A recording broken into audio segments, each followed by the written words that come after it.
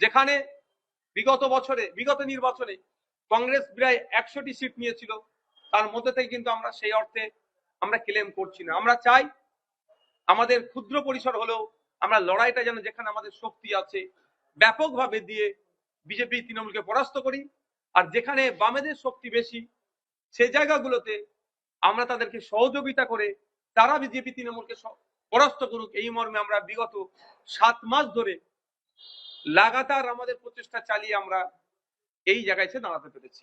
আমি চেয়েছিলাম মমতা ব্যানার্জি ভাঙড়ে দাঁড়ায়, তখন একবারের জন্য আমি বলিনি যে আমি আমার বিপরীতে, কারণ আপনারা জানেন পার্টির সাথে ডিসকাস না করেই আমি 2024 সালে একটা সিটে দাঁড়াবো বলে ইচ্ছা প্রকাশ করেছিলাম মিডিয়ার মাধ্যমে।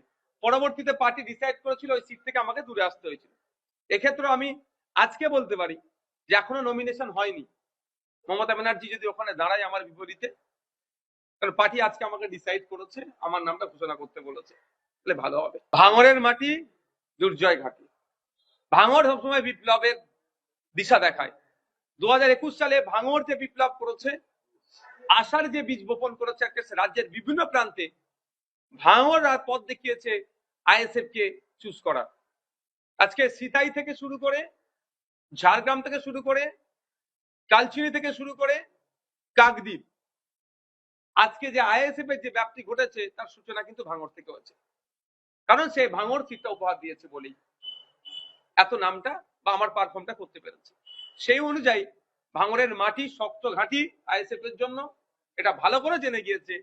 কিছু মিডিয়া বা প্রশাসনকে হাতে লাগিয়ে কাজে লাগিয়ে কিছু গুন্ডামস্তানকে দিয়ে 2-4টে কর্মীদের মারধর করে ভয় দেখিয়ে তৃণমূলের ঝান্ডা হাতে ধরিয়ে দিয়ে ভেবেছিল ভাঙড়কে উদ্ধার করে নেবে। এখন বুঝতে পারছে, সেই জন্য শুনলাম নাকি আবার কান্নাকাটি শুরু করেছে।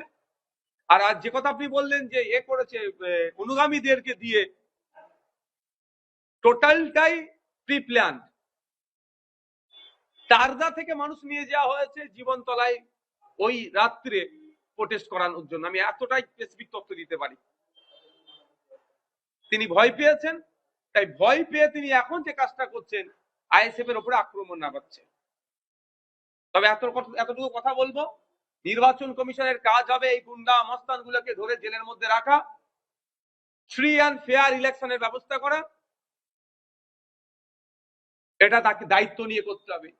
পশ্চিমবাংলায় যে সমস্ত বুথগুলো, যে সমস্ত বিধানসভাগুলো সেন্সিটিভ, অতিরিক্ত এক্সট্রা সেন্ট্রাল ফোর্স ডিপ্লয় করতে হবে, এবং সাথে সাথে যে গুন্ডা মস্তান সমাজ বিরোধীদের লিস্ট হয়েছে আমরাও দেব, তৈরি করেছি, তাদেরকে ডিটেন করতে হবে, তাদের প্রতি নজর রাখতে হবে, তারা কোনোভাবেই এই গণতন্ত্রের উৎসবকে না ভুলণ্ডিত করতে পারে। মানুষ তার মতামত প্রদান করার জায়গা দিতে হবে। আমি 5 বছরের বিধায়ক, ভাঙড়ের বিধায়ক, ভাঙড়ের মানুষকে আমি ধন্যবাদ জানাবো এখান থেকে, যে তারা আমাকে কাজ করার বলার সুযোগ দিয়েছিল। আমি রাজ্যের কণ্ঠস্বর হয়ে উঠতে পেরেছি, ভাঙড়ের মানুষের জন্য আমি ধন্যবাদ জানাই। আমাকে যদি তারা রিএলেক্ট করে আরো বেশি করে আমি লড়াই করার সুযোগ পাবো, কিন্তু আমি জোর করে কারো ভোটটা আমি দখল করতে পারবো না, 1 নম্বর কথা। দ্বিতীয় কথা হচ্ছে, ভাঙড়ের মানুষ যে সুযোগ দিয়েছে, আজকে রাজ্যের অধিকাংশ মানুষ যেগুলো জানতো না, বিধানসভার মধ্যে কি হয়, একটা এমএলএ এর মাইনে কি হয়, একটা বিরোধী এমএলএ কতটা লড়াই দিতে পারে, সরকারকে কতটা নাড়িয়ে রাখতে পারে, সেটা কিন্তু ভাঙড়ের মানুষের জন্য হয়েছে। আর আমি ভাঙড়ের মানুষকে কি দিতে পেরেছি? সময় দিতে পেরেছি, যেটা মডেল আজকে রাজ্যের বিভিন্ন জায়গায় হচ্ছে দুয়ারে এমএলএ। আমি ভোটের সময় যেভাবে মানুষের দুয়ারে দুয়ারে পৌঁছে গিয়েছিলাম, ভাঙড়ের মানুষকে বলেছিলাম যদি আমাকে সুযোগ দেয় ভোটের পরে 5 বছর মানুষের সাথে থাকবো।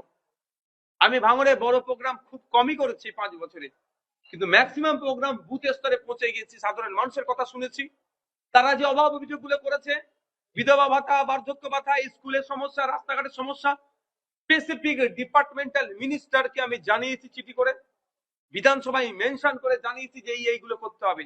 আমি বিরোধী বিধায়ক, আমার কাজ হচ্ছে সরকার পক্ষের মন্ত্রীকে জানিয়ে দেওয়া, মন্ত্রী মহাশয়ের কাজ হবে ওটাকে ভেরিফাই করে সে সমস্যার সমাধান করা। আমার ডিউটি আমি পালন করে গিয়েছি।